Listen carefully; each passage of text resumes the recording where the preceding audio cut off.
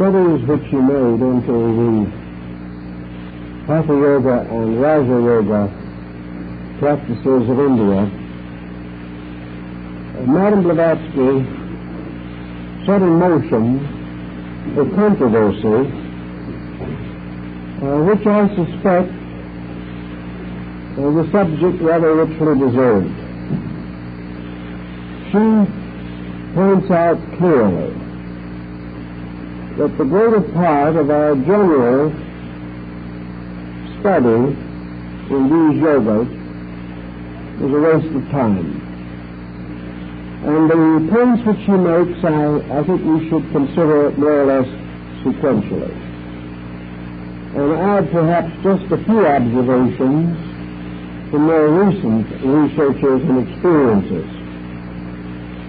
She points out, for example, that the esoteric teachings of India and the other countries under Indian philosophic influence, these teachings are rather inconsistent.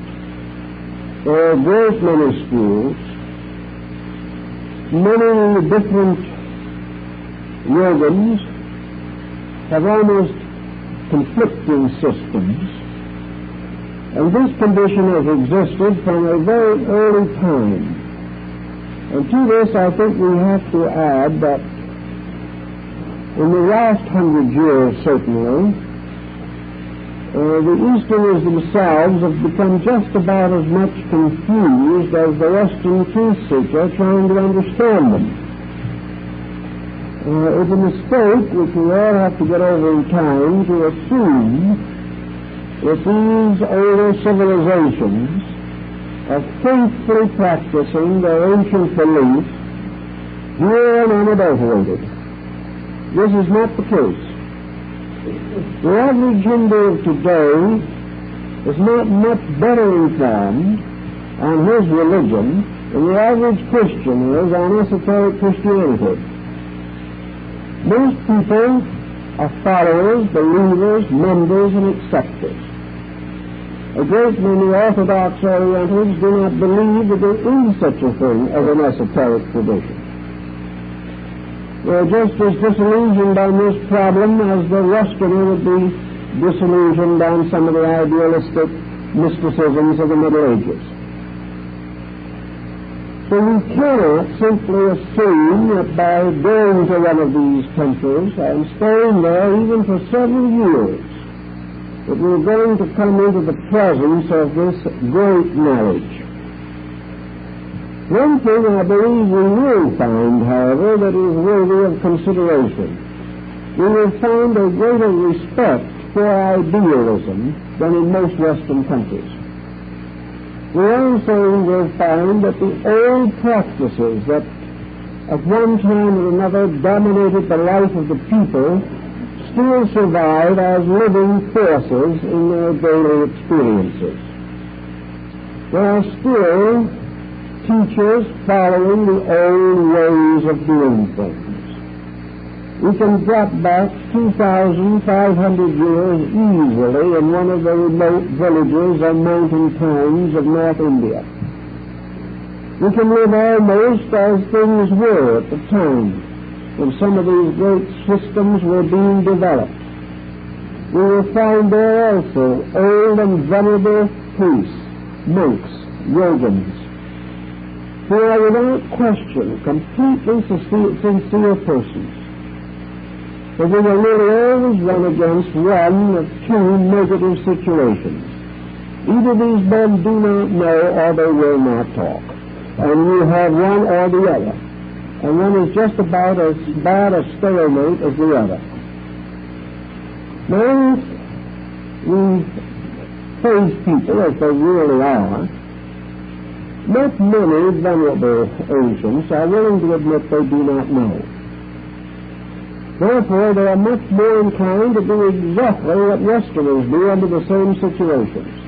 Look mysterious and explain that that will be told in a more advanced degree. And of course, no one lives long enough to get that far advanced.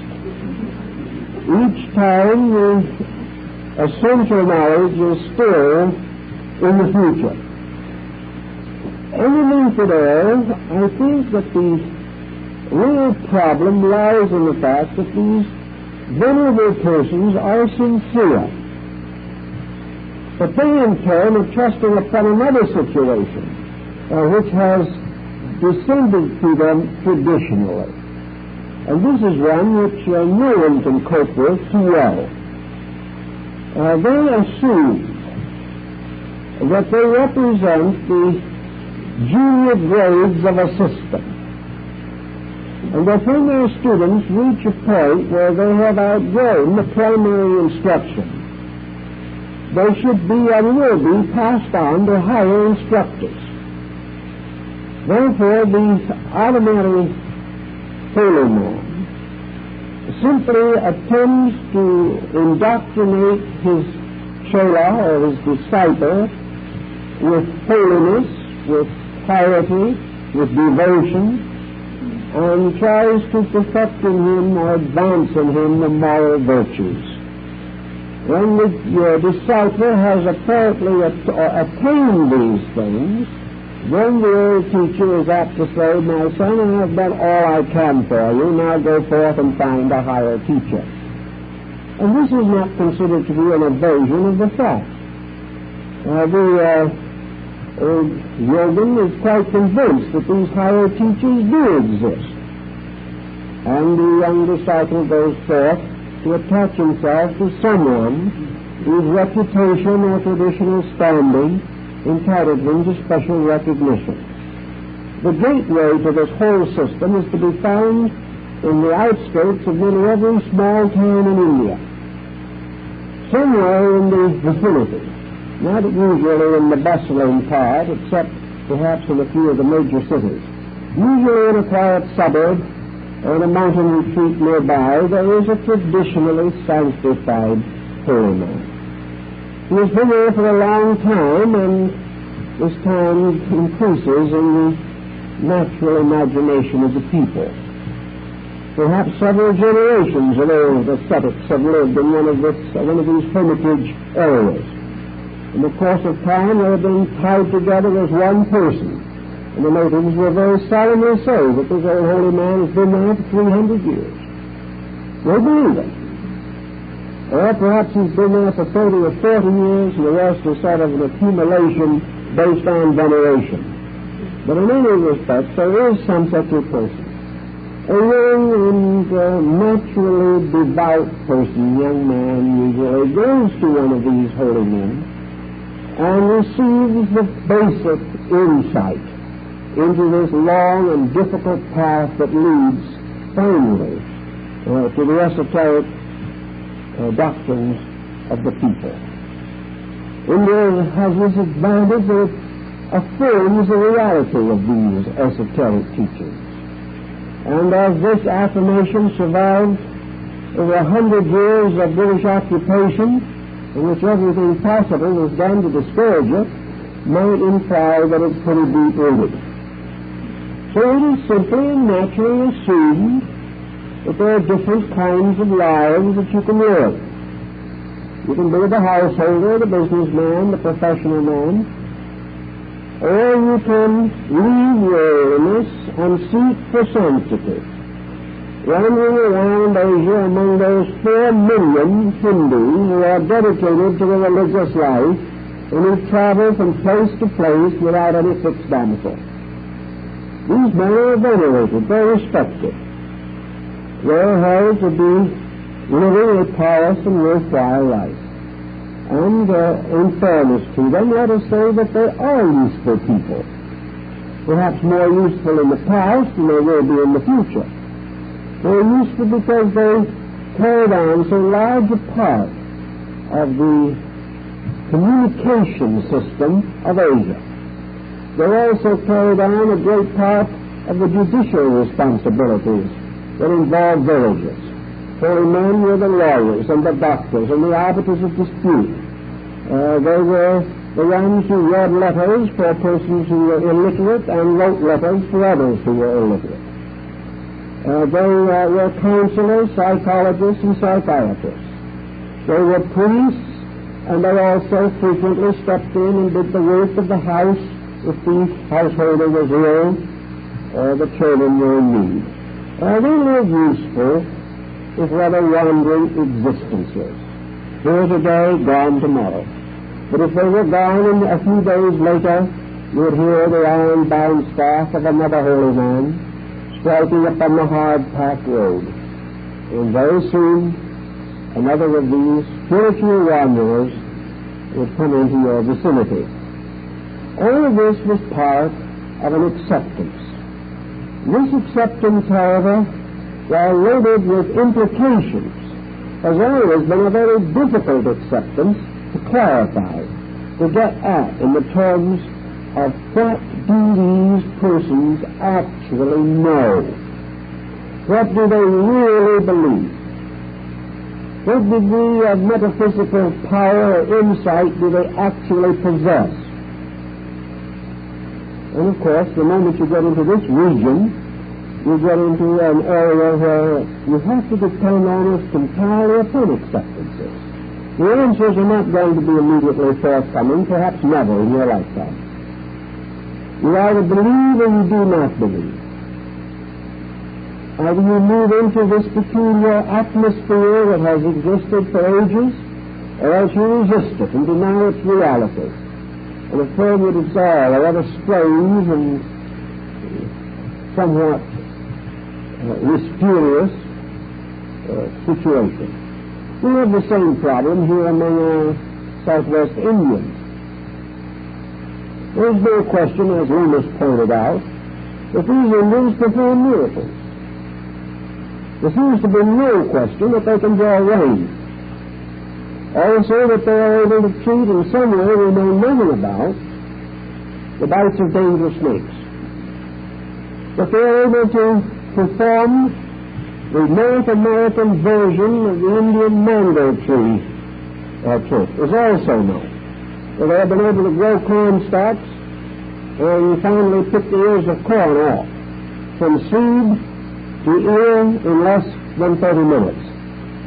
How they do it, you do not know. You can wander all around asking people, have they seen it? And the quiet, comparatively uninformed, non-scientific have seen it. And those who have come hundreds and thousands of miles to study it with the most careful methods of recording and instrumentation never see it at all. I've seen some of these things, such as the floating feather, and some of these tricks which these Indians do. Some say it's hypnosis, who knows? But the same situation pertains in Asia. We're not sure. We've heard about the ball and the rope trick for centuries. Every so often someone sees it. Always, however, for some reason, the recording of it is extremely difficult. In most cases, it's simply the wrong people seeing it. There are people who have not the necessary academic background to be accepted. Or as one man who had an academic background once told me, those who possess such backgrounds carefully avoid seeing it, because it would ruin their reputation from their own. It's much better and more simple to assume that these mysterious things belong to folklore and peasant minds. So you can travel in India and you will meet some very interesting and remarkable people. You will meet many mystics, some of them world famous. You will meet great artists and great scholars and philosophers like the members of the Tagore family. You will find poets and idealists like Sri Aurobindo. You will find also many important names there which are not known in the West. And around many of these individuals, long traditional beliefs have been built until they have come to be included among the wonder workers and Mahatmas of Asia. You make a long and difficult pilgrimage to one of these people, and you find a pleasant, kindly, gentle person who gives you the impression of being very wise, but he has no intentions of being quizzed. He is not going to tell you what he knows. And by the time you get there, after a difficult journey and see him enthroned among his disciples like a patriarch of old, you do not feel that you are quite qualified to ask him leading questions if he does not seem to want to answer them. So you hear what a reputation he has, what wonders he has performed, and then you have to either believe it or not believe it. From one or two of his disciples you may hear some wonderful accounts. You again have to believe them or not believe them. You are not, in most cases, going to be able to prove these things for yourself. And it makes very little difference whether you are willing to sit quietly in Calcutta or Benares and watch sanctity move by, or whether you try to break across the Tibetan border or get into Sikkim or into Bhutan or perhaps into the great Chinese Turkestan wastes where reported wonder workers are, you will apparently never really catch up to them. You will get to one of these old monasteries or lamaseries, you will find most wise people, unbelievably wise, when you realize the situation in which they are placed, completely isolated from the outside world. Until a few years ago, they never even saw a newspaper, they never read any book except the ancient religious volumes in their libraries. They saw maybe 2 or 3 outsiders in a lifetime. Yet wise they were, learned and kind, deeply versed in their own lore with the faces of sages and saints, strange inscrutable faces. And your guide or translator will tell you that this man is a great yogi. He may be.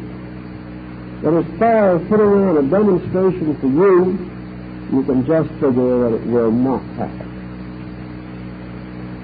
So Blavatsky ran against approximately the same situation when she was there nearly 100 years ago. And things have not changed a great deal. Civilization has pushed these mysteries further into the background. Science, however, following in behind civilization, has more or less resolved to solve some of these mysteries, if it possibly can.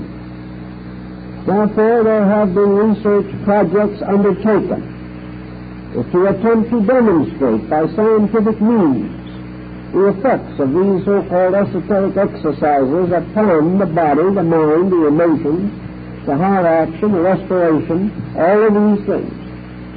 And these researchers have been, for the most part, positive. They have indicated that these do have effects. But in an effort to classify or organize the findings, there is not yet enough evidence. Blavatsky also points out the primary difference between 2 major branches of yoga. That type of yoga which primarily has as its purpose some physical, tangible, or material effect. And under this type of exercise, she strongly points out Hatha yoga. Hatha yoga may be, in some instances, what you might term a system of physical concept. Hatha yoga having one of its purposes at least the improvement of the health of the physical body, the increase of stamina, the correction of certain minor faults of health, the improvement of health. Also, to a measure, the changing of the bodily rhythms for the attainment of a certain measure of intuition or extrasensory perception. An improvement of the body leading to a strengthening of the mental faculties, the intensifying of perceptive and receptive faculties, almost entirely based upon a science of breath, or breath control and direction. HBB points out that Hatha yoga broadly and generally considered, is not desirable. She explains why it is not desirable. And my feeling personally is that she is entirely correct in her position. In the first place, every one of these processes involves certain esoteric principles, whether they are very highly involved or not. They represent also specialized techniques for the accomplishment of that, or those ends which should be accomplished by natural and normal means without recourse to any special advanced techniques of any kind. In other words, Hatha Yoga is very largely a science or an art for frustrating karma. The individual does what he pleases, and then he exercises certain meditative processes and rises above his own mistakes by lifting himself by his own bootstraps. And this is esoterically bad ethics.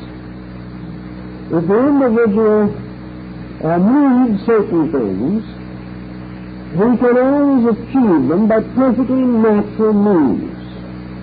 He does not need to attempt the process of speeding up his vibrations, so to say, by throwing a heavy charge of high-frequency electricity through his body.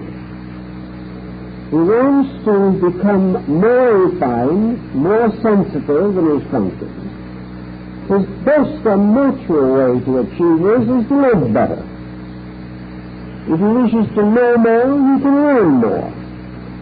If he is in need of calisthenics, he can find calisthenics. There are excellent studies in health.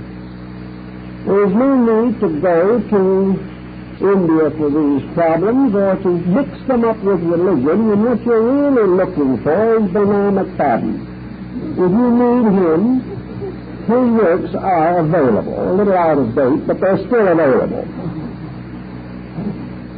If you need to exercise the body, there's always the gymnasium and the cross-country run. If you like it a little easier, there's the golf or the tennis. And if you like to get a great deal of exercise without moving much, there's table tennis. You do not have to resort to any religious procedure to increase the natural efficiencies of the body. Eat wisely, live normally, have proper exercise, rest and relaxation, and a job that interests you, and the body will generally behave itself. But many persons are not satisfied with this. And Hatha Yoga comes in as a kind of competitive thing, in which the person who knows it feels that he has a sharp edge on the individual who does not know it, and that by 3 deep breaths he is going to get the contract. Well, in India, such things are believed to be possible. By 3 deep breaths, he might get the contract. But the real Hindu philosopher feels that this is very close to psychic malpractice. He feels that at best it is gray magic, and at worst black magic. Actually, inasmuch as it is the involvement of superphysical means to attain physical ends. It is another version of the idea of the Philistines binding Samson and then tying him to the millstone to grind their corn. This powering man is not intended to grind corn. A man who needs to have his corn ground should take on the job in a normal, reasonable way. The Madame Blavatsky is not at all partial to this idea of the use of any form of esoteric power as a means of evading or neutralizing any physical problem, as a method for the intensification of faculties of powers for competitive purposes. In other words, the motive is not right. And because the motive is essentially selfish, trouble is almost inevitably going to result. The individual is going to gradually become what the Easterns call a degtard, a sorcerer. And a great deal of sorcery goes on in our world, condoned and applauded. The sorcery is almost any form of unfair advantage, in which an individual uses religion or esoteric processes in an effort to advance ends which his merits will not permit him to attain. So the HPB is strong for the idea of earning what you want and not becoming mixed up in metaphysics in any way as a means of avoiding the need for personal growth through effort, the reformation of your own temperament through conscientious dedication to self-improvement, and the increase of your spirituality by proper acts of creative integrity. Now, she points out definitely that a great deal of this mysterious misuse of psychic power belongs to the tantric field of thought.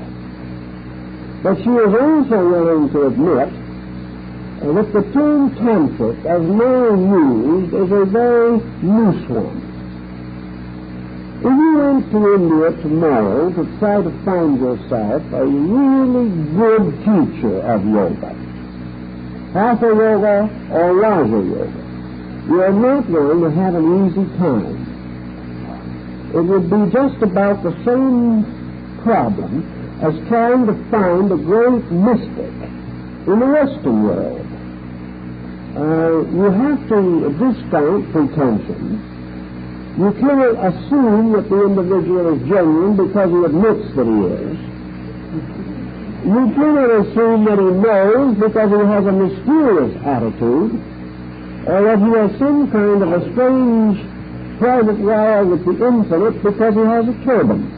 These are not guarantees. You will find a great deal of pretension, not only saved up for the non-Asiatic, but also saved up by the Asiatics for use with their own. A great many people have been more or less deceived by these things. But we come into another very interesting problem. Many people take it for granted that if they get a bad teacher who is really a charlatan or a shyster underneath, but has developed a splendid manner of handling the situation, so that he simply oozes spirituality, that if this happens to you, you're going to get in a lot of trouble. But as we've all learned from long and careful experience, this is not true. You're not going to get in trouble unless your own motives are wrong.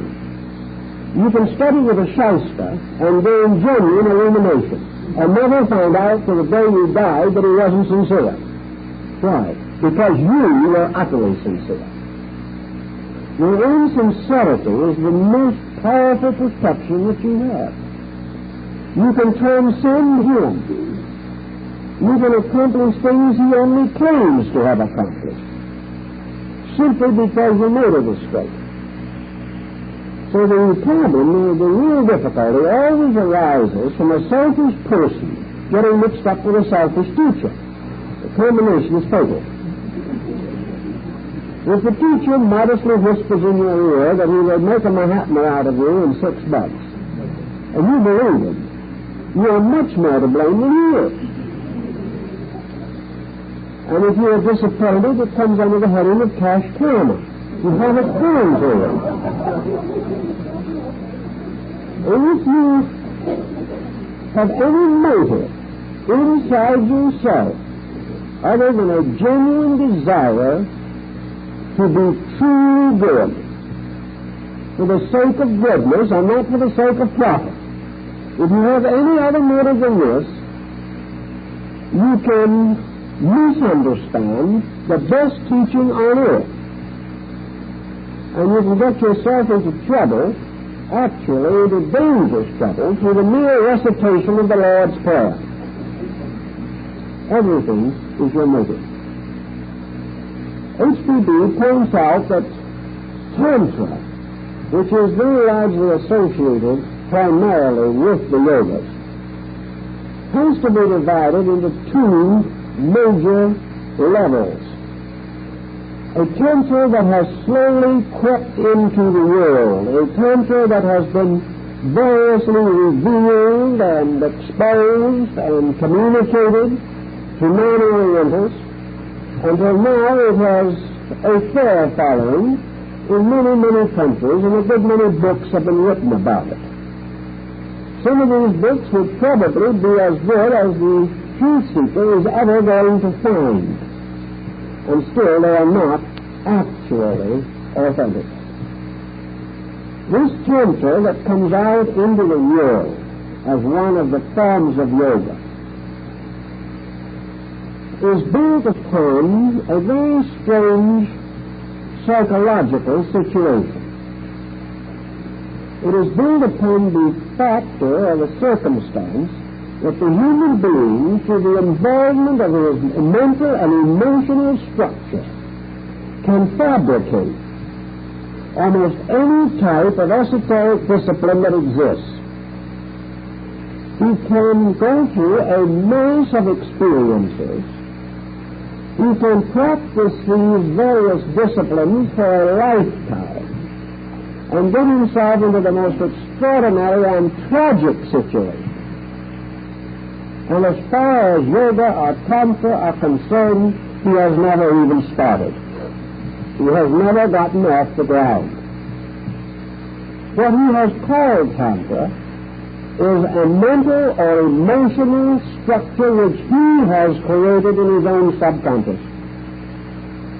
More people have suffered from Kundalini trouble than you will ever find, and scarcely one of them has ever had any actual activity of the Kundalini.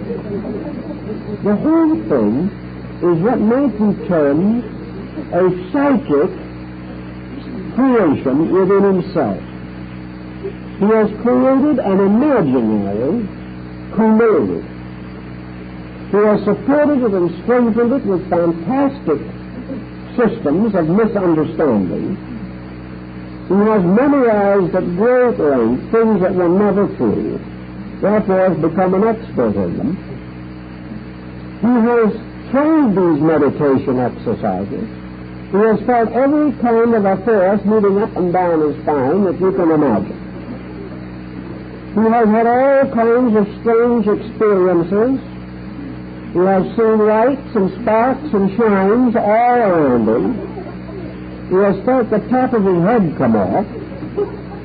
He has finally gotten himself into such terrible situation that he has been hospitalized, finally reaching a point of abject terror, where he thinks his condition is incurable, or that he has short-circuited his entire psychic organism. And the Kundalini has rested quietly, sound asleep, where it always was. It has never been any part of it.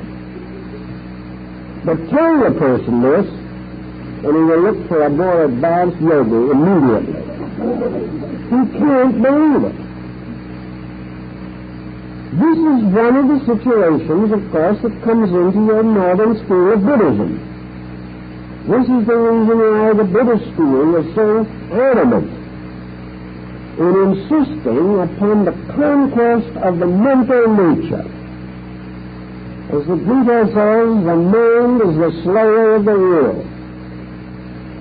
And the most so-called Tantra that we know today is simply a mental process. It is a process of self-hallucination in which the individual has conjured up within himself all the symbols, diagrams, and mysteries that he's ever heard of.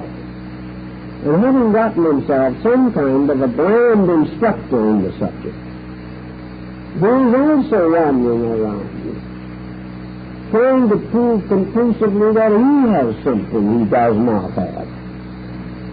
And the disciple follows the instruction of the person who has never been there. confusion is inevitable. Yet the devotions in these things are very sincere sometimes. But nearly always the trouble arises from ulterior motive. Why did the individual get mixed up in it in the first place? Was he absolutely and dedicatedly searching only for truth? Was he perfectly willing to give up everything of a personal nature? Was he really anxious to become the homeless wanderer? Or was he in some way or other trying to get spiritual in order to gain some ulterior advantage? Now, the advantage may seem very slight, but if it's there, trouble is brewing. So in actual fact, you have this pseudo-tantra, a great area of almost psychological phenomena that has passed for tantra, both in this country and in Asia, and wherever it has been taught. A system which has become so deceptive that perfectly sincere people have tried to teach it to each other. And the master may be no better off than his disciple. The whole thing has been moved into a psychological level, part of what Buddha termed this great area of illusion. This great world in which things are not so nor unso, but thinking makes them seem to be. And the individual, therefore, finds in all these yogas and esoteric processes a tremendous hazard in the form of his own mental attitudes toward these things. Attitudes that may be basically so subjective and so subconscious that he can't accept them only as attitudes, especially if they're backed by books, by recognized writers, and the individual, having followed these instructions, begins to have strange occurrences within himself. It doesn't occur to him that these strange occurrences can be as psychological as the method he is using. But just as surely as the individual under alcohol has a new habit of seeing things that are not there, and being frightened to death by specters that exist only in his own subconscious, so out of our own mental and emotional processes, we can create and validate anything we want. We can tear it down and invalidate it. We can gain support for any belief, no matter how unreasonable. And we can reject any other belief, no matter how obviously true it may be. It's all part of this Maya of the mind, this mysterious ocean of illusion in which the individual can drown himself. This is Klingsor's magic garden in Parsifal.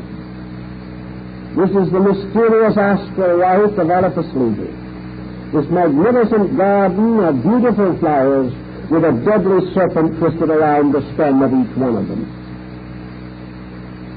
H.P.B. is pretty strong in her statements on these subjects. She wanted to warn very definitely and clearly the members of her own esoteric section.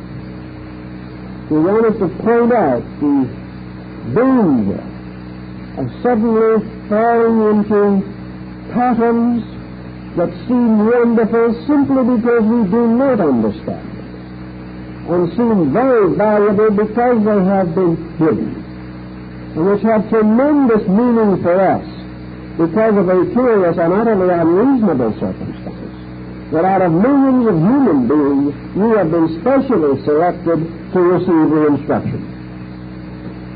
I've had many people come to me and they say, I've just been elected to the inner group of this and that. I don't know why. I really don't deserve it.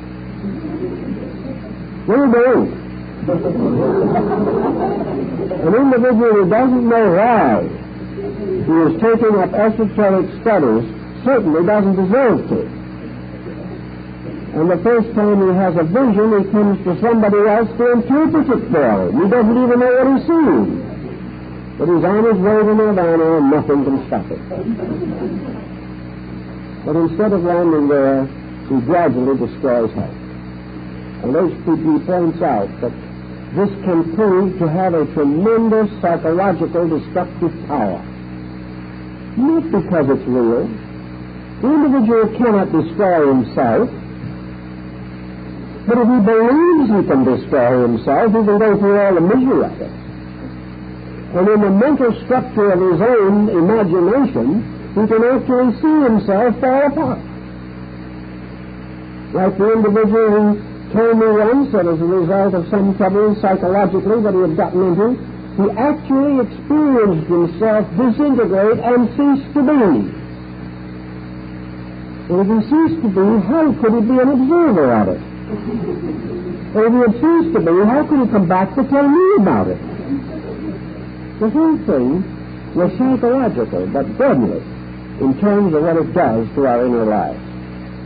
So there is this outer circumference, this outer garden of dreams, this mysterious land of fantasy. And somewhere beyond this fantasy lies the kernel and the fact and the substance of the matter. But to find it, we have to get past the fantasy. And it is to get past this, at least symbolically, that the great initiation systems of the past were invented, in which the candidate faced all kinds of hazards and strange monsters and horrible visions in his search for reality and had to remain strong and untouched in this transcending of all selfishness, fear, and ulterior motive, as HPB explains in her notes on the Voice of the Silence. Somewhere there is the hard core of Tantra also. There is something there that does work. There is a Tantric philosophy. But the question arises as to whether it's worth the cost. And as far as Hatha Yoga is concerned, HPB does not believe that it is worth the cost. And she does not believe that the cultivation of it is the solution to the esoteric problems of mankind. In this way, we pass to Raja Yoga, or the princely way of union. Raja Yoga was taught in most ancient times as part of a basic esoteric system of Indian philosophy. It was a science of human regeneration. And as a science, we may assume, and I think HPB assumes, that it is utterly scientific. And many Indian scholars today, attempting to combine Raja Yoga with modern scientific techniques, are convinced that it is a science. And for the present, we are perfectly willing to allow it to be. Because H.P. Blavatsky did not live in quite the type of scientific generation we are in now. She lived in the time, in the dawn of what we would call modern science, the second half of the 19th century. At that time, the great scientific dicta were being established, and the great names of science were being recognized. But most of these names and most of this recognition is long ago in terms of today. And although these men may have only been dead for 50 or 60 years, their findings have long been transcended immeasurably with the rapid growth of scientific knowledge. We may say, therefore, that we are also approaching a scientific state, that we now have in medicine a tremendous scientific skill. We have in psychology a very advanced scientific technique. We have in atomic fission an almost perfect mathematical science. But with all the science, what do we have? We have a lot of trouble, mostly. And we discover even in material science that science is forever a temptation to pervert power. We know this. We know that the scientist today believes that the nation which advances most rapidly in science will rule the world. But of course, by that time, the scientific advancement itself may have transformed the world into a graveyard. But at the same time, whatever is left, science will have it, if any scientists survive. So if you can say also that Raja Yoga is a science, you're only saying that it is an accurate process which set in motion will always fulfill expectancy. That there can be an absolute method by means of which the vibratory rates of the human body can be changed and amplified, and also by means of which the individual can extend power, psychic power, extend vision, inner vision, and can, theoretically at least, become what the old Hindus believed him to be, a cosmic prince in the hierarchy of the great emperor of the world. That this is the true aristocracy, the great aristocracy, and that those who possess it are demigods. India has always believed that there is this art of becoming a demigod. That there is a way in which the individual could transcend his human limitations, becoming more than human, to take his place in the great orders of the Rishi and the Mahatma, to become what the Buddhists call a great arhat or a bodhisattva. Assume then that this is true. We then have two essential problems in Raja Yoga also. We have to realize that Raja Yoga, like Hatha Yoga, is a victim of the mind of the individual who tries to use it. Raja Yoga also is both an illusionary and a real science. Someday we may wake up and find that science as we know it today is an illusion. But it is an illusion that is so strongly sustained by mental process that nothing can outlaw it except the basic change in the mental procedure of the human being. But if our minds suddenly change, the mind basically, substantially change, what would happen to our knowledge? This is a very great question. This is causing the question to arise also as to what people on other planets might be thinking. Maybe they have a form of knowledge that's just as valid as ours and completely opposed to it. We don't know. But we do know that it is perfectly possible for man to create an intellectual existence, create a world in which he rules by his own thoughts about that world, imposing his own conclusions upon every phenomena in life, and finding in his own mind an explanation for everything that happens. But there is no absolute proof that the explanation is correct. He assumes it is. And because most of his own kind either will agree with him, or will depend upon authority, and have none of the requirements necessary to break successfully with the traditional pattern, there is no one to refute him. So he goes on his way, perpetuating his own thinking. Now we can't say that this thinking is an illusion. We can say, however, it might be. And the same is true in the problem of Raja Yoga.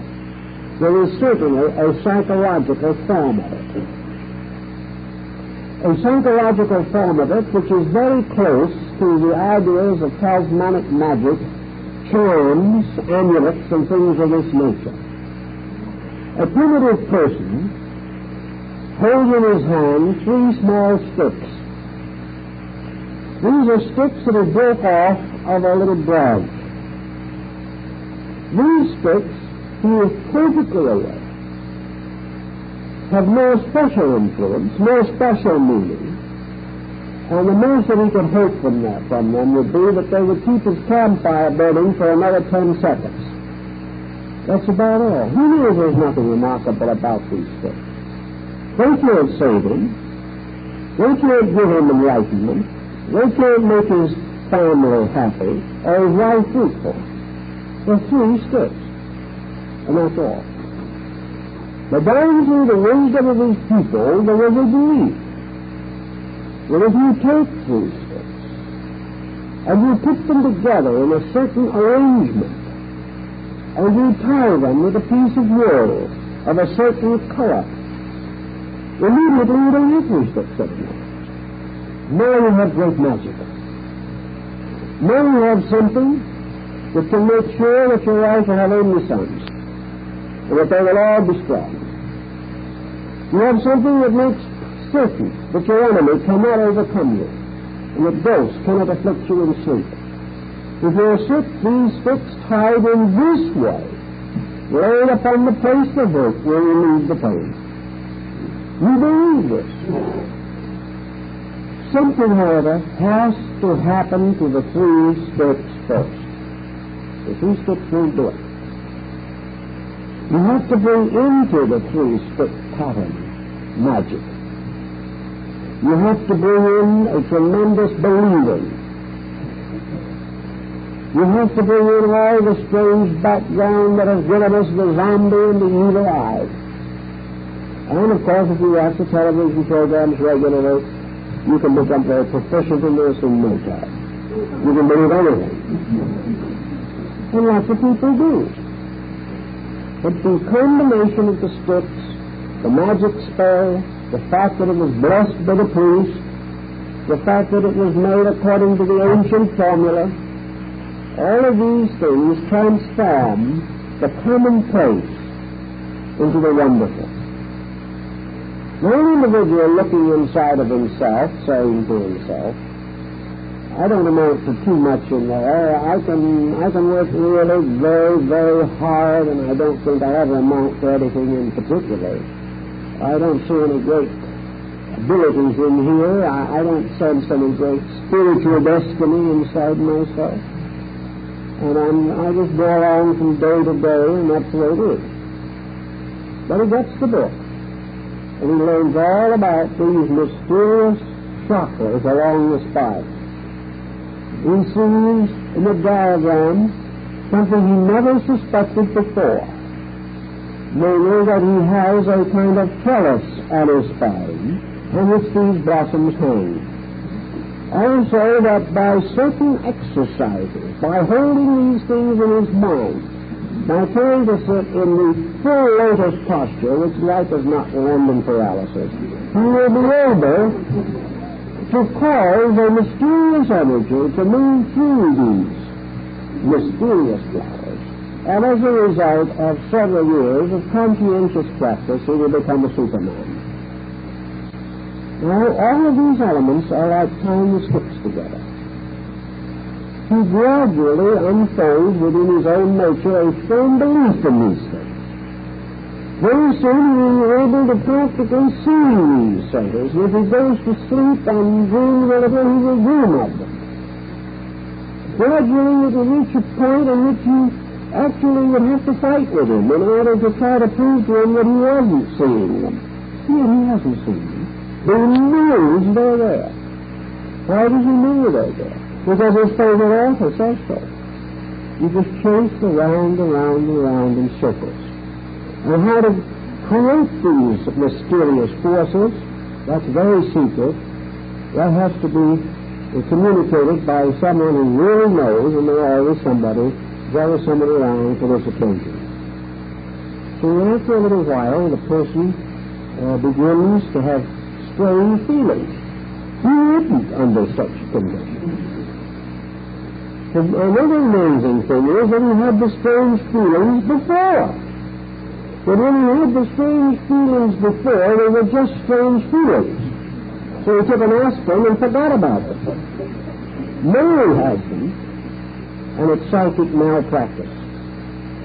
Somebody somewhere is trying to prevent him from becoming a Mahatma. Black magic. How does he know it's black magic? Because he's been practicing it to try on someone else. Now he suspects that other people could try it on him. This is devastating. In a little while, this fourth person frightens himself to death. Or he goes on, and he follows along some such belief as this, and after a while he gets into a little difficulty with his favorite guru, whoever this may be. And the guru, being a great-hearted and noble soul, tells this man that if he ever leaves him, he'll hold him to death, which is a very kind little thing to do. That if he leaves, his soul is lost. That he is tied just as Faust was tied to him to Mephisto for the rest of his life. Which would not believe it. So from that time on, he proceeds to haunt himself. He proceeds to develop one fear after another until he completely demoralizes his mental and emotional life and can become violently insane. Why? Not because he misused these chakras, not because the serpent power got away and bit him, but simply because he never had it in the first place. It was all one level of thinking fighting another. The mind frightening itself to death, which it does frequently. And the mind building up one fear after another until the person is terror-stricken by his own thoughts. These thoughts turning back upon the nervous system producing a variety of symptoms. Symptoms that go with almost every type of conceivable hysteria is what it amounts to. The individual is frightened, he's out of his bed, he thinks he's destroyed himself. The hysteria does the rest. This hysteria can bring deafness, it can bring blindness. It can cause him to have every type of sensation, misery, pain, headache, backache, and everything else. And it's all in his own mind. This, of course, brings the next question up very quickly. Supposing the individual escapes all of these confusing, complicated circumstances and does attain to some degree of skill. Supposing all in his own mind, because that's all he's working with at the moment, that all in his own mind he has visualized this system. He has visualized himself practicing it exactly as set forth by Sir Arthur Avalon. He has had all this, he has done all these things, but nothing is solved. He's right where he was before, except perhaps a little dazed by his own achievement. His cosmic consciousness didn't solve anything. He cannot, even now with all his cosmic consciousness, solve his personal life much better than he did before. All his enlightenment has been a vast, abstract illumination. He sees a little further into the cosmos than he ever did before, but no further into himself. Why? Because once more, the illumination and everything else was a beautiful dream. He wasn't illuminated. He only thought he was. He dreamed he had cosmic consciousness and woke up and believed the dream. So along whatever is the actual hard core of this esoteric tradition is this strange world of fantasies. Fantasies which can lead you in one direction or another. Can cause one individual to believe that he has been cast into perdition, and the other to believe that he has attained through samadhi union with the eternal Atman. And in fact, he's exactly where he was when he started in both cases. Frightened in one, splendidly rejoicing in the other, and with all his lore, that he no wiser than before, as Faust tells us. So this whole thing has become a strange blind alley. And many people get caught in it, we hate to say, but there's been many. And the reason why they're all caught in it is because they have broken one of HCB's final and most basic warnings. Namely, that in the process of growth, no human being can skip, for any reason, any necessary step in the development of character. Furthermore, he could, by any spiritual means, avoid the tiniest fragment of his karma. Therefore, there is no way by which the individual, in a state of partial development, with his faculties half developed, his nature but partly unfolded, can suddenly, by a violent action of piety alone, legitimate or not legitimate, become something that he is not. The only way that he can believe that he can become something he is not is to let his mind clear him. So in the practice of the yogas, especially Raja Yoga, the disciple has a long course before him. If he wishes to actually achieve his end, he has the first of all great decisions to make. Decisions which he must legitimately stand by once he has made them.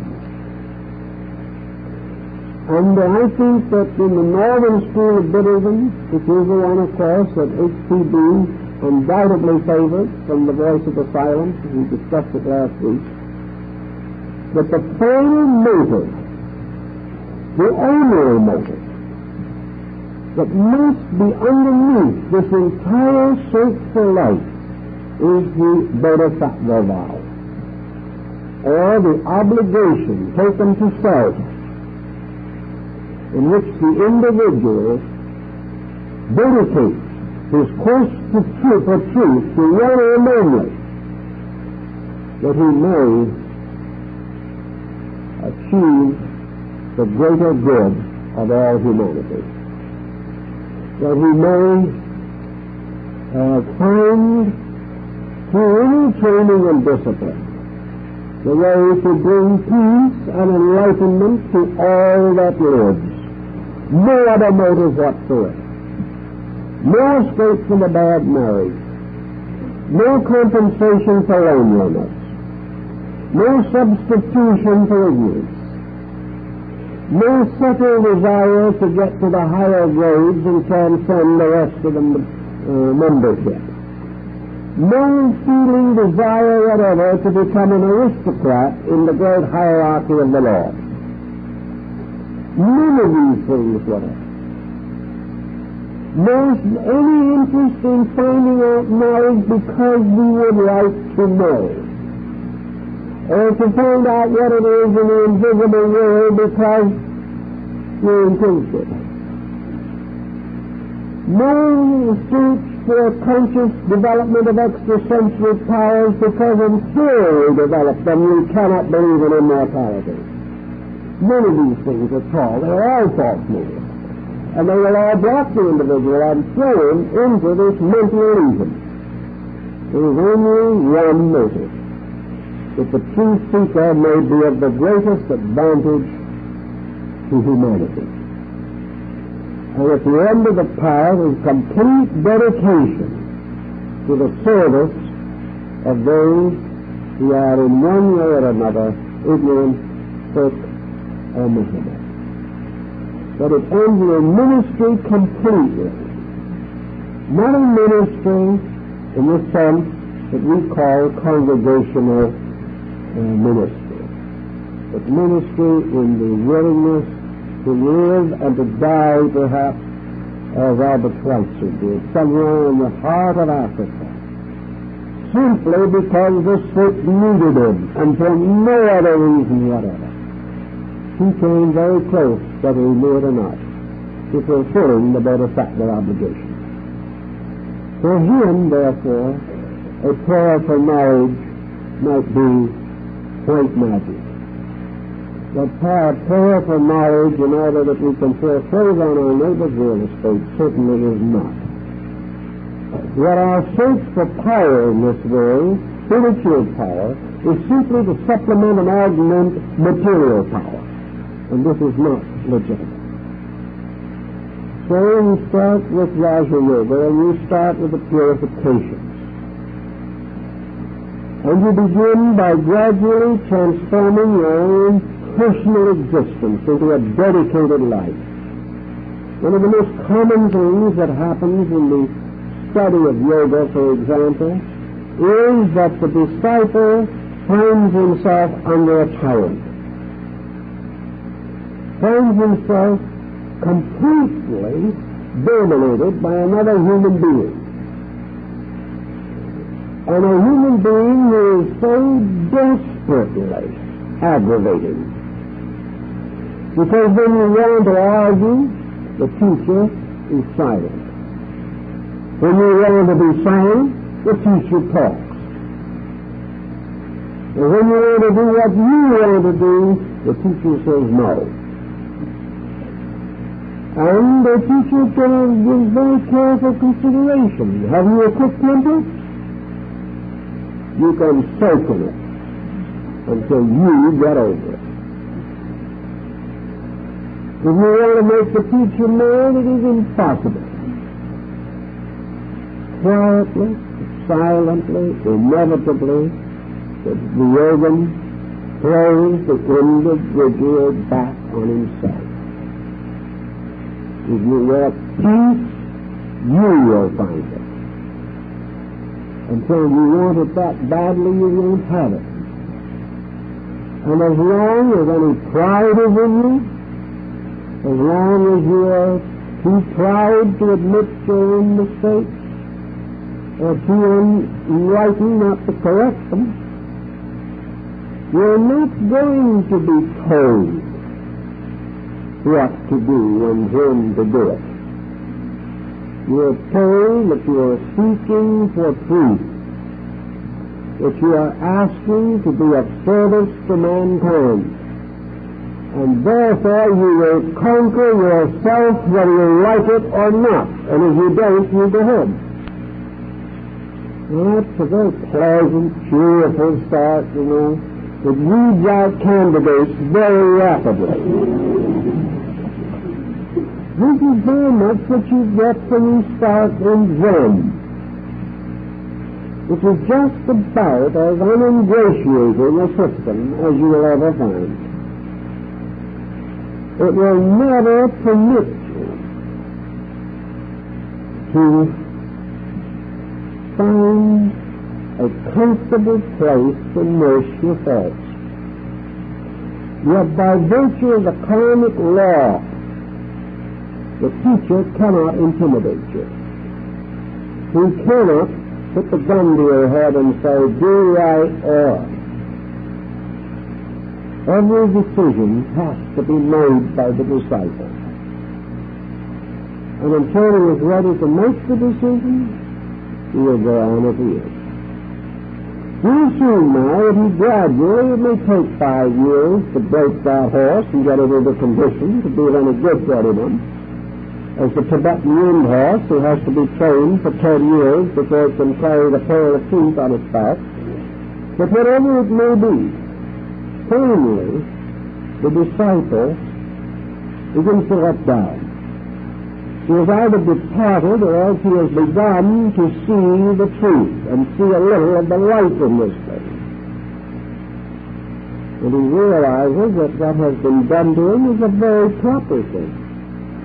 He has simply been allowed to be as he is and as he was until he gets over it.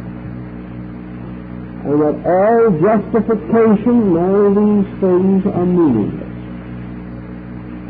The true purpose is the individual finding his own peace of soul. And this peace of soul is not going to be interrupted by one tantrum after another. When he has achieved this peace within himself, the teacher begins to take a little greater interest in him. Now this time, 5-7 years at least to pass. But now, the iron is being tempered.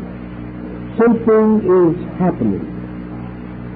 Little by little, the disciple is becoming a self-integrating power. He has learned the first great lesson, that he must grow by his own conviction, his own integrity, and that until he does, he is going to suffer. And no power on earth has a right to try to stop him from suffering. He can be invited to stop. He can be told why he should not do what he's doing. But if he does not accept the instruction, there's no power that can force him to, except karma. And it will. But having quieted these things, having become humble inside, having really achieved this mystery that we have in Christian mysticism, in which the individual places himself completely in the law, not my will but thine be done. So if there is no longer self-seeking, there is only truth-seeking. There is no longer a saying of what truth must be. There is only a quiet watchfulness, a vigil toward truth. The Master, having seen these things accomplished, very often about this time begins to plan for a little better future for this particular disciple. He sees that he's not easily discouraged. The first disciple in China that Bodhidharma, the great Zen master, the first disciple that came to him in China, Dharma refused to see. And finally the disciple, after many efforts, cut off his arm and sent it over, saying, if you will not see me, see my arm. And tomorrow you will get the other arm, and I will come in that way, piece by piece. Dharma said, now you are ready. Because he knew he would do it. So this is the integrity factor. That nothing is any longer important except the dedication. The dedication to the attainment of life for the good of all that lives. This is the spirit. Now the disciple, after 5 or 6 or 10 years, is very likely to go fairly well in this. But then the Master says, well, he's fine, but there's something else. You have lived here alone. You have been with me. You have been away from most of the temptations of life. Therefore, now, for 5 years, you're going back in the world. And you're not going to see me at all. You're going to have no contact with me. You're going back and you're going to work and you're going to live and you're going to meet the responsibilities of life and you're going to keep the consciousness you now have. You're going to have temptations now to test the consciousness. It's one thing to have it quietly in the forest and another to maintain it under the pressure of the community, the city, the town, the responsibilities, the personal burdens of life. So the disciple goes and may never come back. It's too much. But if he does come back and comes back obviously victorious, then he has probably been 10 to 12 years with the Master by that time. The Master then may let him do a little meditating under very careful supervision. Not too much. Because he cannot meditate beyond the degree of the security of his insight. But gradually, the Master will say something to him in this way. You are now gaining inner strength. The fulfillment of personal desire will no longer touch you.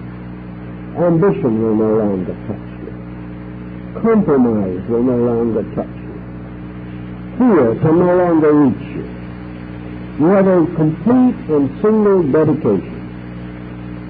A dedication which no temptation of the sensory perceptions of the body of the mind can touch. Therefore, now it may be possible that you can begin to work with the esoteric structure of your own physiology. You can work with it now because you have no expectation of what is going to happen, actually. You have no motive that is going to force hallucination on you. You have no interest now in being greater or wiser than anybody else, therefore wisdom can be entrusted to you. You have no intention ever to profit from it physically, therefore it may be available at this time. You have no pride. You have no intentions of forcing your will upon anything. You don't want to start a religion. You don't want to do anything now. All you want to do is to grow in usefulness. And because you have gradually eliminated every ulterior motive, you can no longer fashion an hallucination. You can no longer make a false yogi out of yourself. By this time, in all probability, the disciple will have gone as far as this teacher can take him. Because actually, the realms and zones of instruction are a great diagrammatic chakra-like mandala, a tremendous structure, a hierarchy, in which all the layers and levels and degrees of spiritual insight are represented by key persons scattered throughout the world. So, having achieved this end, the teacher who is genuine will then arrange for the disciple to pass on to the next level. So the teacher who has been with is in the world, in the place where he is, always to act as a doorway. He is never going to carry anyone further. This is his dedication. But he is not going to seek the light himself. He is only going to open the door for others. And because he is not anxious to know, he is only anxious to help others to know, he is storing up a great merit. And this will all come back to him in due time. At the time, no man knoweth. So the disciple is passed on to another teacher, who will give him the rudiments of Raja Yoga.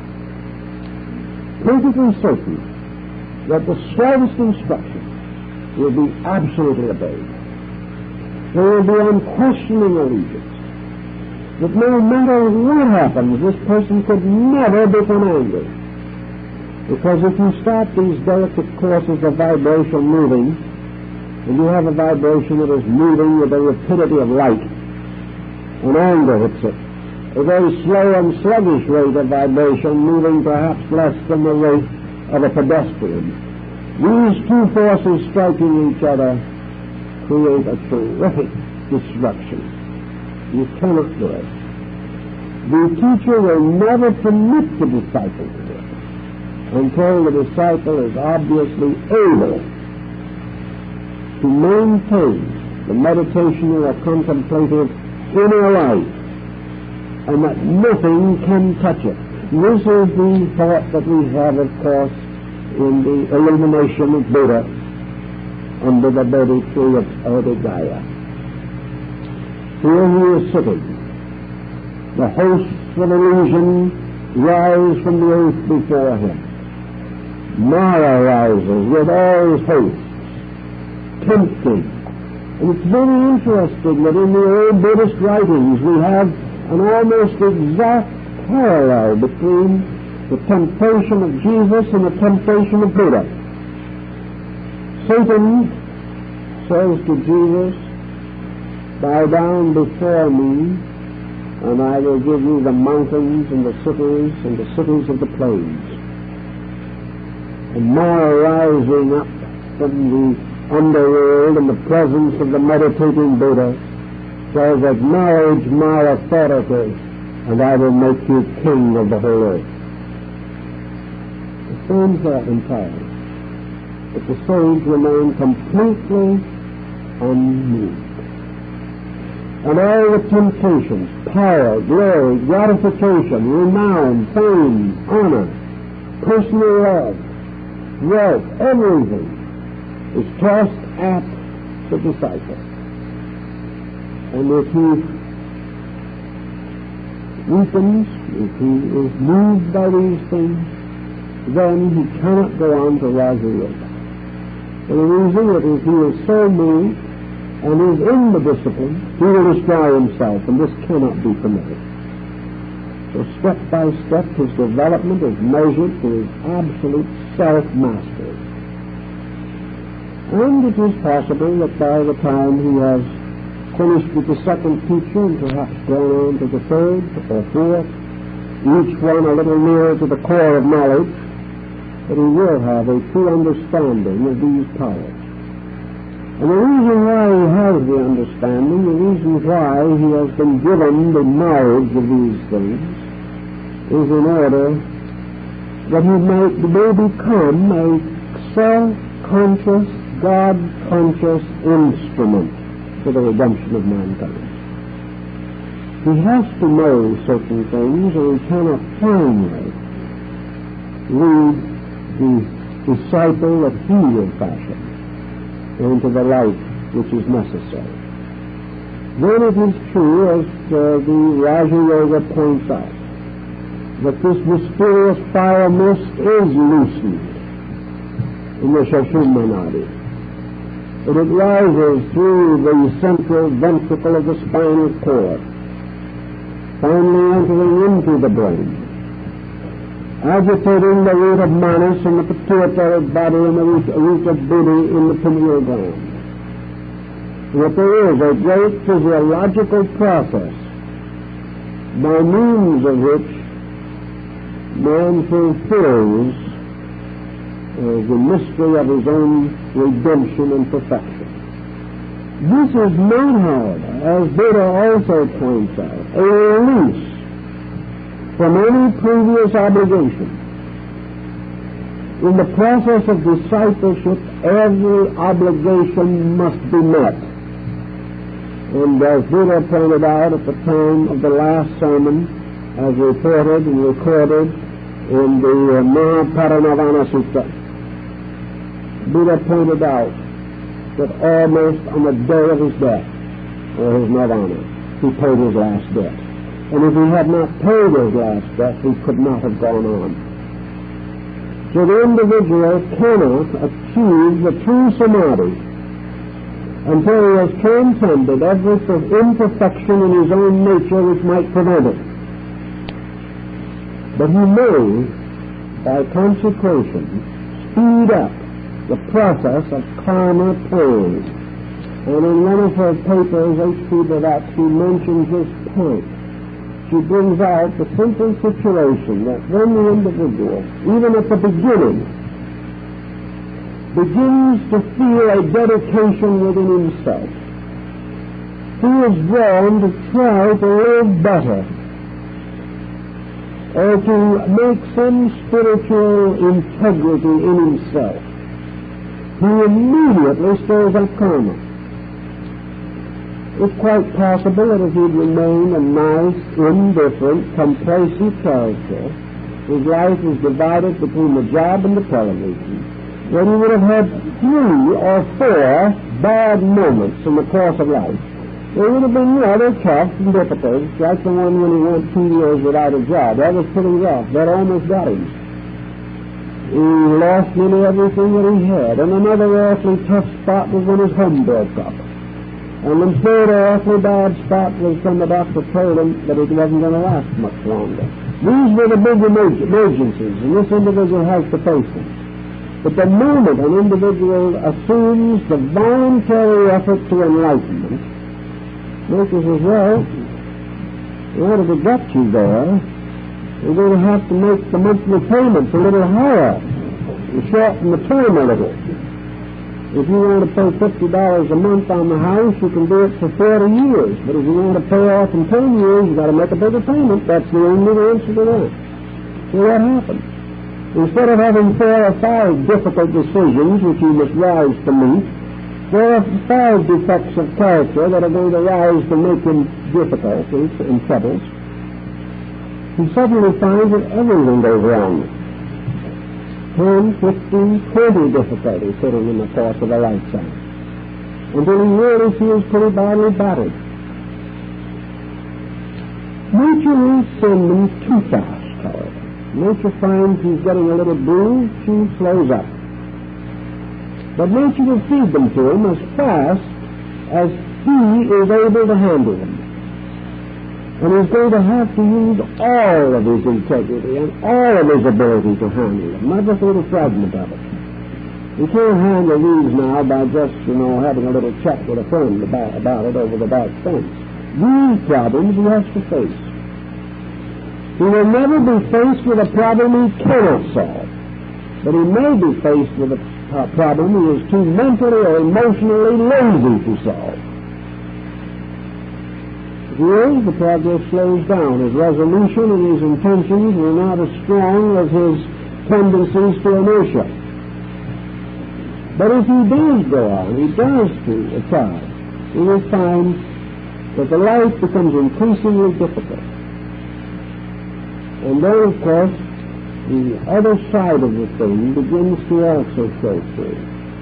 With every conquest that he makes, with every achievement which he achieves, instead of evading, there becomes available to him a new source of strength within himself. And this strength balances the pressure of the adversities. So while other people think he's having a terrible time, with each trouble he is growing strong enough to handle the next one better.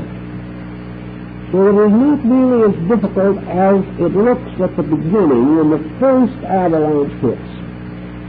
Gradually, skill increases. It's like a man playing chess. If you ever want to play a good game of chess, never play with anyone you can beat. It may be very consoling to find someone who plays worse than you do. It will never do anything to your good. I know one man who became a great chess expert, and he played for many years. And he said he played chess for nearly 4 years before he ever won a game. But as a result of that, he became one of the world's great players. He was constantly reaching for a better game, and not for one moment sitting back to triumph over somebody who was a poor player. So are the problems of living. The individual must never really expect to grow unless the problem is bigger than he is. But this is the way he gets there. And in getting there, he sometimes has to make some very strange and difficult decisions. He has to cling to principles that perhaps no one else will understand. He will have to keep true to conceptions and ideals that perhaps will bring him the bitterest condemnation, but he has to go on. Not only for his own sake, but because he would be doing the other person a terrible ill service if he gave the impression that that other person was right when he was doing wrong. All this adds up to the preparation of a psychochemical situation, as appeared in the life of Buddha, as he pointed out to his disciples, to attain the nirvana, to pass to the other shore. The individual must have achieved victory over everything that belongs to the material world. The only answer is, of course, in the Bodhisattva doctrine. There's one more step. He must also achieve victory over his own desire, his own hope, his own aspiration for release. At a time when he has finally discovered that the world can be only bondage, and he stands internally ready to leave it, having earned this right.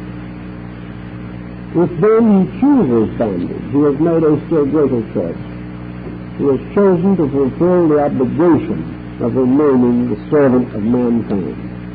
This proves the end within him of the last bit of fragment of egoism. Now, one of the reasons why this is true is something that we don't realize, and that is that this mysterious path of the fire mist, this path of the Kundalini Shakti, doesn't just simply wind up the spine. It winds down through hundreds of embodiments. The great process of growing up is only symbolized by the Raja Yoga discipline. The discipline itself begins in the remote past and goes into the infinite future. It's much more than even a lifetime with a guru. There is this other great problem of growing. Now we will say that the individual becoming an arhat, reaching a point where perhaps as a being, as an internal being, has achieved a tremendous victory. He knows inside himself, for example, that he has the right to come back, to be the servant of man. Now, of course, this could be kind of a little bit of arrogance mixed up in this too, you see. After all, it's kind of nice to look forward to being a world savior, even though they've had a rough time of it. There's something that kind of is worldly about this, too. But the doctrine reminds you of something else. That when you come back, you're not going to know why you're here. You're not going to know that you're a world savior. When the Bodhisattva turns back to become the servant of mankind, he is reborn in some creature, some being, without the slightest remembrance that he's a Bodhisattva or any related to it. All he will have to work with, all this world Savior has to work with, is the tremendous internal, intuitive sense of duty. These all know. They don't have any remembrance of the fact that they really have a beautiful, comfortable place to sit on a lotus blossom somewhere else. No. When they take upon themselves, as the Bodhisattva Kanman is supposed to have done, embodiment, they may be embodied in an animal. And then in that animal body they will live and suffer and die exactly that animal, with no sense of any superior power. But as that animal, they will have something inside of themselves of a greater mercy, a greater patience, a greater self-sacrifice. And by this embodiment, this being is gaining, the Bodhisattva is gaining internally, in the only way that it can be done, the true insight into the nature of the animal. Burbank told me one day, he said, I'd give anything in the world if I could just be one of my plants for a moment. That I could have the experience of knowing the consciousness. Another scientist told me, he said, we could solve every mystery of the universe if for 5 minutes I could change places with my cat. Then I would know what consciousness is. And I cannot. I can never be anything but myself, a stubborn, stuffy little being, locked within a pattern of circumstances that is unbreakable. The Bodhisattva obligation is the only way it can be broken. That is the only way in which the servant, the dedicated one, can become aware of the need of life. It can be born into the plant. It can be born into the animal, in the bird. It can be born into the great falcon and die with the arrow of the hunter.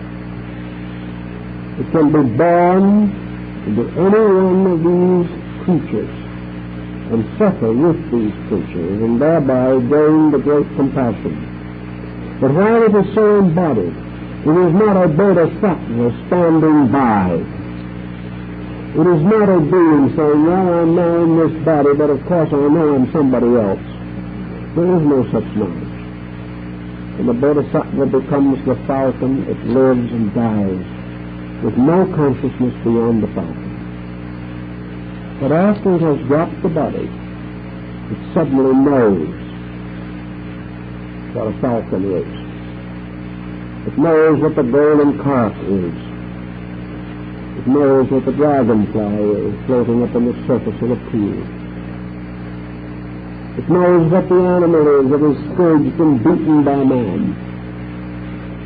It takes these things, and these become part of the great compassion or become non-detective.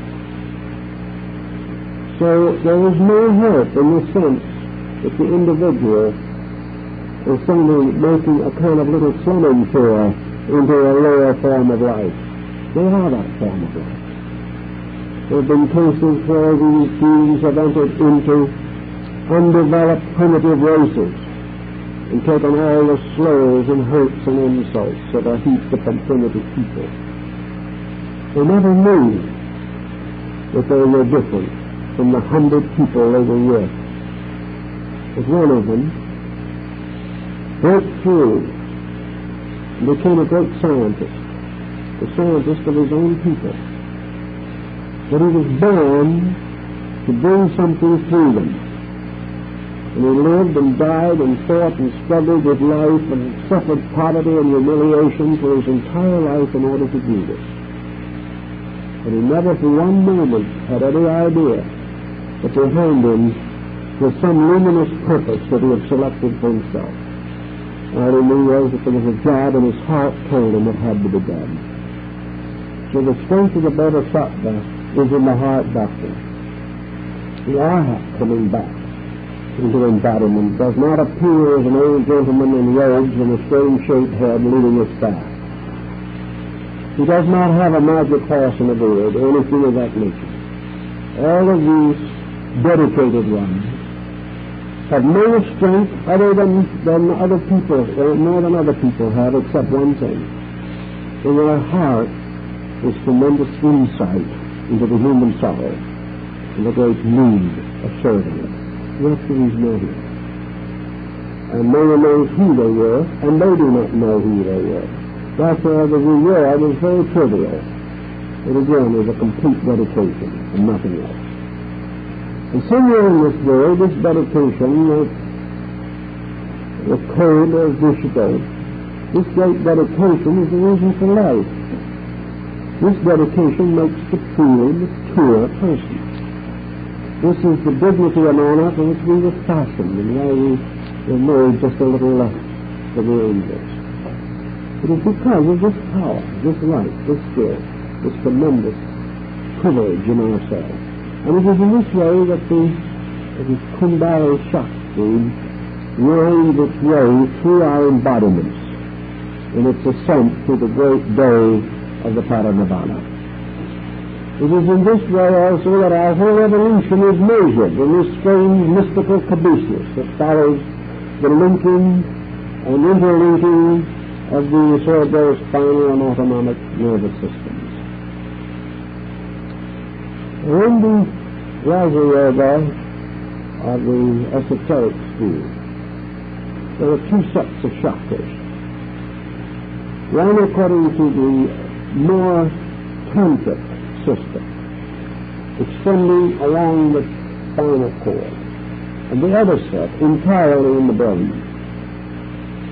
Actually, the great secrets of Raja Yoga belong to a set of ganglionic centers that are entirely within the brain. They do not extend down the cord. Those in the body below are the reflections of this. And just as the sun draws water from the earth, so the great centers in the brain draw the body currents up through the spine. But the great problem is truly one in the brain itself. And in every religion and philosophy of the world, we have this phenomenon discussed. We have told you many times of the Taoist concept of water, of rain. How the great cycle of Tao is likened to the water cycle. How the rain falls up in the mountains, and the mountains drawn off into streams, and the streams become rivers, and the rivers return to the oceans, and the heat of the sun raises the water from the sea and drops it again on the mountains, and the great cycle goes on forever. This is also the Kundalini Shakti cycle.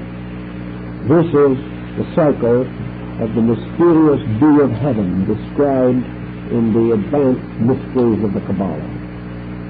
This is the great cycle of the light in the brain, the centers in the brain, drawing up this power and circulating it through the body, circulating it downward through the great nervous system which has its root in the brain. For if the brain is watered, if the nervous system is watered, it must be watered in the brain, in what the capitalists call the cranial dew, this mysterious water that precipitates from the third ventricle. This is picked up by the nervous system, carried down through the body, is picked up again by the sympathetic nervous system and carried up through the gangliated mystery of the chakras, back again into the brain in an endless cycle. Now the individual actually, as has been pointed out, he allows these processes to develop normally and naturally within himself. He is not even aware of it. The person who grows unfolding according to the highest ethical, moral, spiritual conviction of his own nature, following step by step to the obedience of his own dedications, and gradually refining these dedications by the very law of evolution which unfolds and perfects them. This individual gradually releases his entire esoteric structure without even knowing it. The only thing that he knows is that little by little he gains this inner insight. Francis of Assisi, St. Francis, never realized that Kundalini or anything else had to do with his visions. He never understood or realized why he felt the communion to preach to birds. These things he did not study as scientific processes. But he knew that something happened within himself, and he gave credit for it to the grace of God. But those who study the esoteric things realize that in the case of St. Francis and all bona fide mystics, this cosmic consciousness, which is represented by the opening of the 1,000-petal lotus, is not by the grace of God, but by the labor of man himself. But it is the grace in his own soul that has opened these things. And when he is right, these processes happen naturally. When the time comes for a baby to be born, it is cast forth into life. It does not require a great process of meditation, concentration, and scientific and magical means to bring the child out. When its time has come, nothing can keep it in except deformity. Therefore, when the time comes for man to experience the mysteries of the psychic world, the esoteric part of himself, when he is right, it happens. And this is really the highest form of Raja Yoga, is to permit growth to react upon the internal subjective nervous system. So the main process is that what we used to call the sympathetic nervous system, now more commonly known as the autonomic. But this system of sympathetic nerves is exactly that. It is a sympathetic nervous system. It is a nervous system responding to the great sympathies of the soul and following along perfectly with them, so that the individual who needs more light because he deserves it and will use it well suddenly finds that he has it. And he doesn't know that a strange nervous chemistry has occurred within his body. He does not realize this. All he realizes is that light has come to him. But what he could also realize with a little more thought is that his own psycho-nervous system is so constituted that it can give him this light. And the reason why it gives it to him is because of something he has done.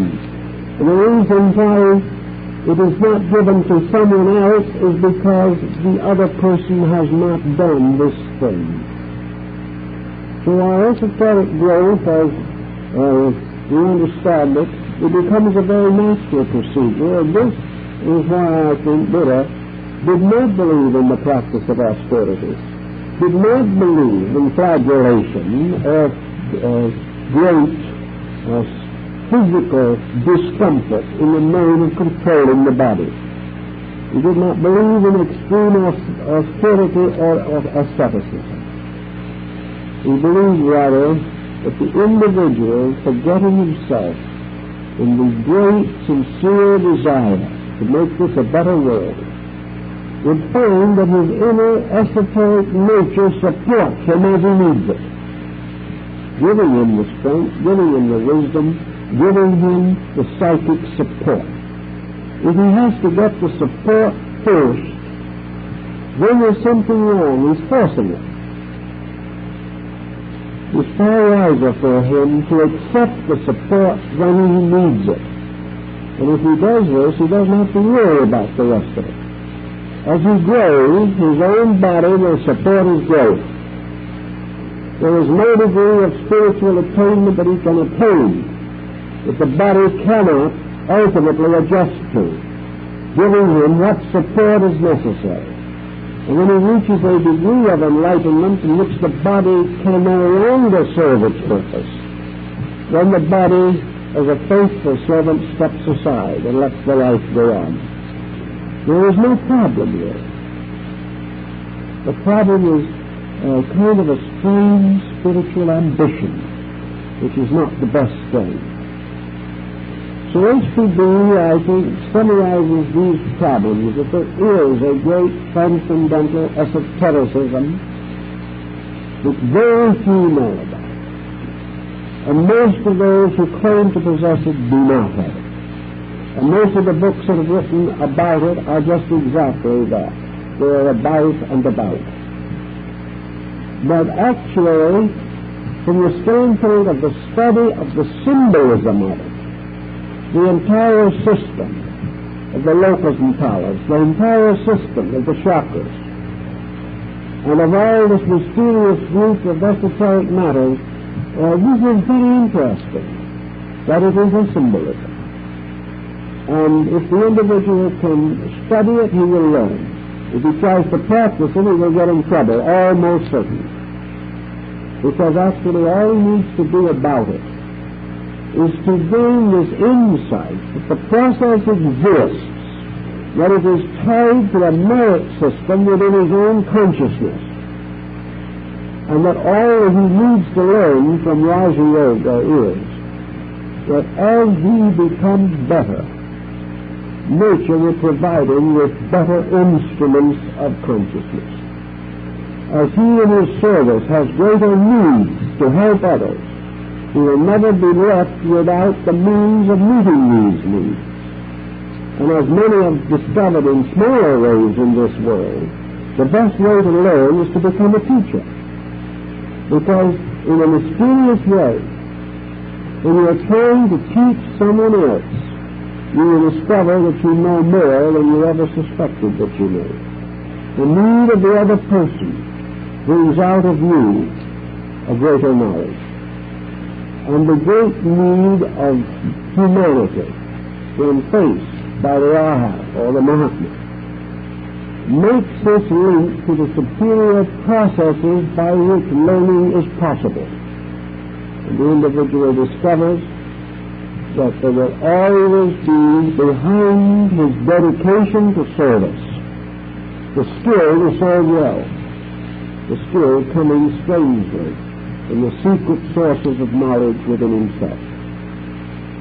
So for all general purposes, it seems to me that while Madame Blavatsky does give this understanding of the esoteric system, she points out constantly the danger of spiritual delusion, points out continuously the hazard that comes to the individual who tries to force growth above the achievements of character. And she has warned all of her disciples of the danger of this point. And the great safety lies always in this simple fact that these processes happen naturally when the disciple is ready. Therefore, Our problem is to be ready and allow these processes to work in their own way. If we try to force them, if we try to realize that they represent some kind of magic, black or white, we are in considerable danger of getting into trouble. I think that is a final summary of this subject, and I guess this has to be our final summary of this series of discussions. So we hope that they will prove to be of some value to you. I'd like at this time to announce that our next Wednesday evening meeting will be on April 13th. And we're going to have a little series of a little class of three studies on parallels between Eastern and Western philosophy. And we're going to divide it into Eastern and Western mysticism, Eastern and Western Kabbalism, and Eastern and Western alchemy, and parallel the systems, and try to see how each one contributes to the other. So our next meeting on Wednesday will be on April 13th. So this is your opportunity for a little vacation, and we hope you'll have a grand time until we get together again. Thank you very much.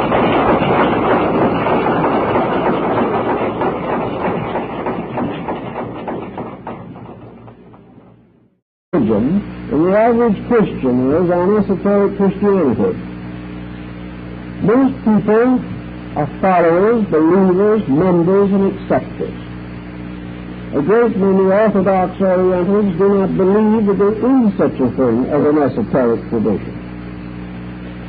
They're just as disillusioned on this problem as the Westerner would be disillusioned on some of the idealistic mysticisms of the Middle Ages. So we cannot simply assume that by going to one of these countries and staying there even for several years, that we're going to come into the presence of this great knowledge. One thing I believe we will find, however, that is worthy of consideration. We will find a greater respect for idealism than in most Western countries. We also will find that the old practices that at one time or another dominated the life of the people still survive as living forces in their daily experiences. There are still teachers following the old ways of doing things. We can drop back 2,500 years easily in one of the remote villages and mountain towns of North India. We can live almost as things were at the time when some of these great systems were being developed. We will find there also old and venerable priests, monks, yogins, who are without question completely sincere persons. But we will nearly always run against one of two negative situations. Either these men do not know or they will not talk. And you have one or the other. And one is just about as bad a stalemate as the other. Now, we face people as they really are. Not many venerable ancients are willing to admit they do not know. Therefore, they are much more inclined to do exactly what Westerners do under the same situations. Holy men were the lawyers and the doctors and the arbiters of dispute. They were the ones who read letters for persons who were illiterate and wrote letters for others who were illiterate. They were counselors, psychologists, and psychiatrists. They were priests, and they also frequently stepped in and did the work of the house if the householder was ill or the children were in need. They lived useful, if rather wandering existences. Here today, gone tomorrow. But if they were gone and a few days later, you would hear the iron-bound staff of another holy man striking up on the hard-packed road. And very soon, another of these spiritual wanderers would come into your vicinity. All of this was part of an acceptance. This acceptance, however, while loaded with implications, has always been a very difficult acceptance to clarify, to get at in the terms of what do these persons actually know? What do they really believe? What degree of metaphysical power or insight do they actually possess? And of course, the moment you get into this region, you get into an area where you have to depend almost entirely upon acceptances. The answers are not going to be immediately forthcoming, perhaps never in your lifetime. You either believe or you do not believe. Either you move into this peculiar atmosphere that has existed for ages, or else you resist it and deny its reality, and affirm that it's all a rather strange and somewhat mysterious situation. We have the same problem here among our Southwest Indians. There's no question, as Loomis pointed out, that these Indians perform miracles. There seems to be no question that they can draw rain. Also that they are able to treat in some way we know nothing about the bites of dangerous snakes. That they are able to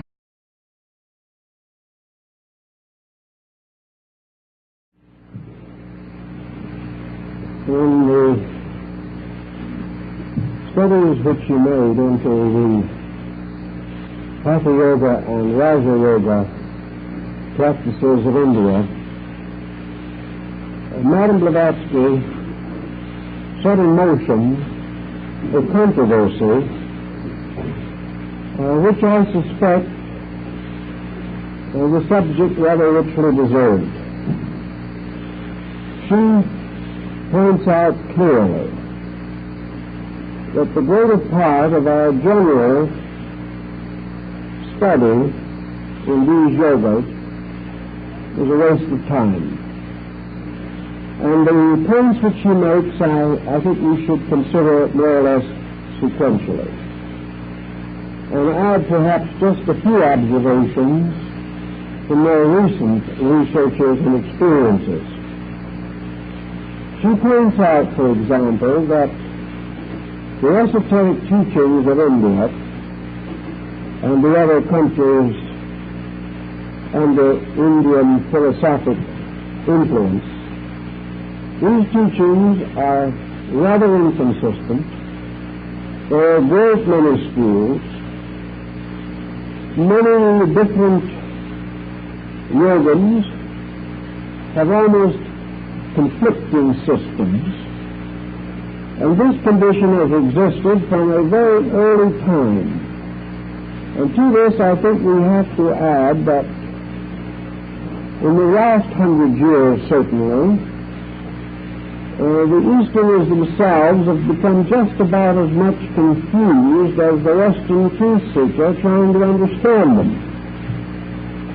It's a mistake which we all have to get over in time to assume that these older civilizations are faithfully practicing their ancient beliefs, pure and unadulterated. This is not the case. The average Hindu of today is not much better informed on his religion. He has been there for a long time, and this time increases in the natural imagination of the people. Perhaps several generations of old ascetics have lived in one of these hermitage areas. In the course of time, they have been tied together as one person. And the natives will very solemnly say that this old holy man has been there for 300 years. They believe it. Or perhaps he's been there for 30 or 40 years, and the rest is sort of an accumulation based on veneration. But in any respect, there is some such a person. A young and naturally devout person, young man usually, goes to one of these holy men and receives the basic insight into this long and difficult path that leads finally to the esoteric doctrines of the people. India has this advantage that affirms the reality of these esoteric teachings. And as this affirmation survived over 100 years of British occupation, in which everything possible was done to discourage it, might imply that it's pretty deep-rooted. So it is simply and naturally assumed that there are different kinds of lives that you can live. You can be the householder, the businessman, the professional man, or you can leave worldliness and seek for sanctity. Wandering around Asia among those 4 million Hindus who are dedicated to the religious life and who travel from place to place without any fixed domicile. These men are venerated, they're respected. They're held to be living a pious and worthwhile life. And in fairness to them, let us say that they are useful people. Perhaps more useful in the past than they will be in the future. They're useful because they carried on so large a part of the communication system of Asia. They also carried on a great part of the judicial responsibilities that involve villages. Look mysterious and explain that will be told in a more advanced degree. And of course no one lives long enough to get that far advanced. Each time the essential knowledge is still in the future. Underneath it all, I think that the real problem lies in the fact that these venerable persons are sincere. But they in turn are trusting upon another situation, which has descended to them traditionally. And this is one which no one can cope with too well. They assume that they represent the junior grades of a system, and that when their students reach a point where they have outgrown the primary instruction, they should be and will be passed on to higher instructors. Therefore, the ordinary holy man simply attempts to indoctrinate his chela or his disciple with holiness, with piety, with devotion, and tries to perfect in him or advance in him the moral virtues. When the disciple has apparently attained these things, then the old teacher is apt to say, "My son, I have done all I can for you, now go forth and find a higher teacher." And this is not considered to be an evasion of the fact. The Yogan is quite convinced that these higher teachers do exist. And the young disciple goes forth to attach himself to someone whose reputation or traditional standing entitled him to special recognition. The gateway to this whole system is to be found in the outskirts of nearly every small town in India, somewhere in the vicinity, not usually in the bustling part, except perhaps in a few of the major cities. Usually in a quiet suburb or in a mountain retreat nearby, there is a traditionally sanctified